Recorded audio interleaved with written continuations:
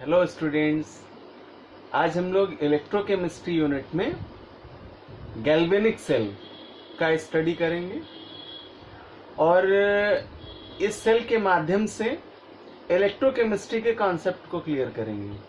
जैसा मैंने पहले भी आपको बताया है कि इलेक्ट्रोकेमिस्ट्री का ऑब्जेक्ट क्या है कि यहाँ हम केमिकल एनर्जी को इलेक्ट्रिकल एनर्जी में और इलेक्ट्रिकल एनर्जी को केमिकल एनर्जी में चेंज करने का स्टडी करते हैं, अर्थात रासायनिक ऊर्जा को वैद्युत ऊर्जा में और वैद्युत ऊर्जा को रासायनिक ऊर्जा में परिवर्तन करने के प्रक्रम को, उस प्रक्रिया को समझते हैं और उसका अध्ययन करते हैं। तो आज का सेल गैल्वेनिक सेल जिसका स्टडी करने जा रहे हैं हम लोग, और इस सेल को कई नामों से जानते हैं। तो उन सभी सेलों को विद नेम और स्ट्रक्चर आज क्लियर करेंगे। सबसे पहले हम इनके नॉमिनेशन को क्लियर करते हैं। गैल्वेनिक सेल मुख्य रूप से आपके एग्जाम में क्वेश्चन इसी नाम से पूछा जाता है, परंतु इसके साथ साथ इसके और भी जो नाम हैं वे इस प्रकार हैं। गैल्वेनिक सेल को इलेक्ट्रोकेमिकल सेल भी कहते हैं, अर्थात इसे वैद्युत रासायनिक सेल भी कहते हैं। देन इसे वोल्टिक सेल भी कहते हैं, अर्थात इसे वोल्टीय सेल भी कहते हैं, और इसे रेडॉक्स सेल भी कहते हैं। क्यों कहते हैं, इसका रीजन, यह ऐसी युक्ति या साधन है जिसके अंतर्गत रेडॉक्स अभिक्रियाओं द्वारा जो उत्पन्न पोटेंशियल है या उत्पन्न विभव है, उसका हम विभिन्न माध्यमों में, विभिन्न प्रक्रमों में उपयोग करते हैं। तो चूंकि सेल में रेडॉक्स अभिक्रिया होती है, तो रेडॉक्स अभिक्रिया क्या है? ऑक्सीकरण यानी oxidation reaction and reduction reaction. In both reactions को हम लोगों ने क्लियर कर रखा है, और एक बार फिर से डिफाइन कर लें कि सेल में होने वाली इलेक्ट्रोकेमिकल रिएक्शंस में वह पार्ट जिसमें मेन एलिमेंट्स के द्वारा इलेक्ट्रॉन डोनेट कर दिए जाएं और पॉजिटिव आयन का फॉर्मेशन किया जाए, तो वे ऑक्सीडेशन रिएक्शंस हैं। जबकि रिएक्शन के मेन उस एलिमेंट्स द्वारा इलेक्ट्रॉन रिसेप्ट किए जाएं और नेगेटिव आयन का फॉर्मेशन किया जाए, देन इसे हम रिडक्शन रिएक्शन कहते हैं। तो जब सेल में ये बोथ रिएक्शंस कंप्लीट होते हैं तो उन रिएक्शंस को रेडॉक्स रिएक्शन कहते हैं। तो गैल्वेनिक सेल में रेडॉक्स रिएक्शन के माध्यम से सेल पोटेंशियल क्रिएट होता है, और इस सेल पोटेंशियल का हम डिफरेंट मोड में स्टडी करते हैं। तो यहाँ इस सेल में क्या परिवर्तन होगा, क्या चेंज होगा?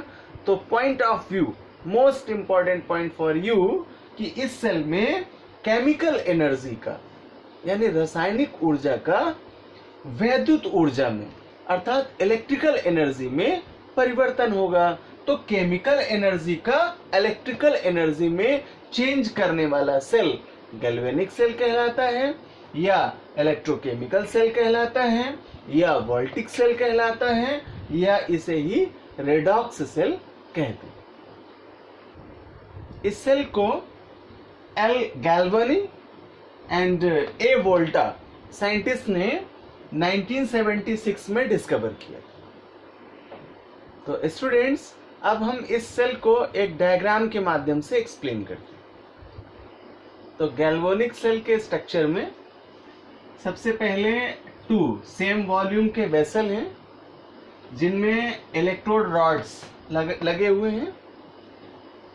एक इलेक्ट्रोड जिंक का है और दूसरा कॉपर का है।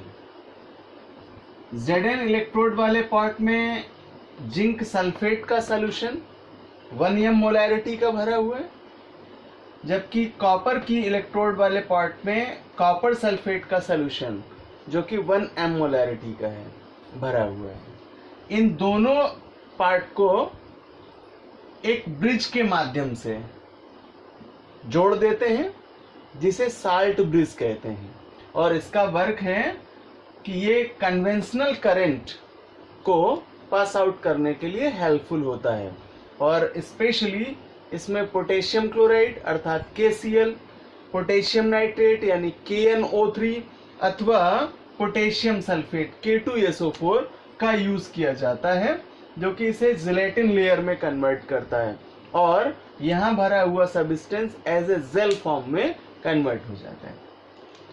देन इन इलेक्ट्रोड प्लेट्स को गैल्वेनिक सेल में वोल्ट मीटर के माध्यम से ऐड कर देते हैं, अर्थात Zn की छड़ को और कॉपर की छड़ को इलेक्ट्रोड वायर के माध्यम से वोल्ट मीटर से जोड़ देते हैं और उपकरण को चित्र के अनुसार व्यवस्थित कर लेते हैं। यहाँ इस सेल में Zn एनोड प्लेट का वर्क करता है यानी माइनस प्लेट का वर्क करता है, और जबकि कॉपर की जो छड़ है वो कैथोड प्लेट का यानी पॉजिटिव प्लेट का वर्क करती है। तो इस सेल में होने वाली रिएक्शंस को केमिकल रिएक्शन के माध्यम से समझते हैं। तो सबसे पहले इलेक्ट्रोलाइट सब्सटेंस के इलेक्ट्रोलिसिस रिएक्शन को समझते हैं। Zinc sulphate after electrolysis gives out Zn2+ ion and SO4 2- ion, जबकि copper sulphate CuSO4 after electrolysis gives out Cu2+ and SO4 2-। तो कैथोड और एनोड प्लेट्स में होने वाले रिएक्शन।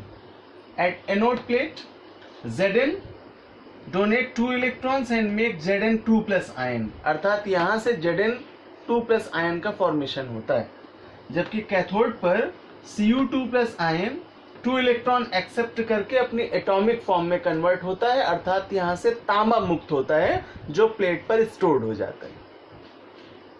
तो इस प्रकार सेल में ऑक्सीडेशन और रिडक्शन रिएक्शंस पूरे होते हैं और इन दोनों से ही हमें सेल का नेट रिएक्शन प्राप्त होता है। Zn plus Cu2+ gives out Zn2+ and plus Cu।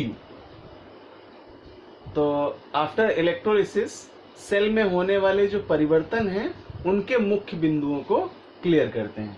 First, Zn rod के वेट में लगातार कमी होती जाती है, अर्थात जो Zn का इलेक्ट्रोड है उसका भार धीरे धीरे कम होता जाता है।